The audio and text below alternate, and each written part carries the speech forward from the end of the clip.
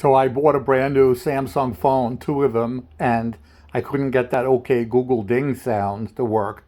So, and Samsung hung up on me. They tried, but they just couldn't fix it.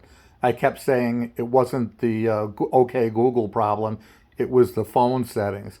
So here it is. Okay, I'm going to do the best I can. Be certain all updates, including Android software updates, are completely installed, or this will not work. Just follow my instructions. So here they are. Go to phone settings, about phone, scroll to the bottom and click software update.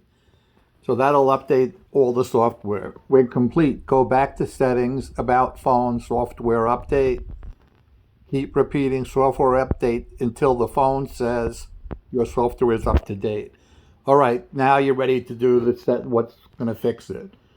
Go to the phone settings, accessibility, installed apps, accessibility services. Allow accessibility service to have full services. Slide switch to on.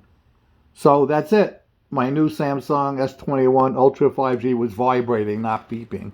It was because the new phone was not updated to the latest software, and also it didn't have these steps to fix it. So voila, every time this will work.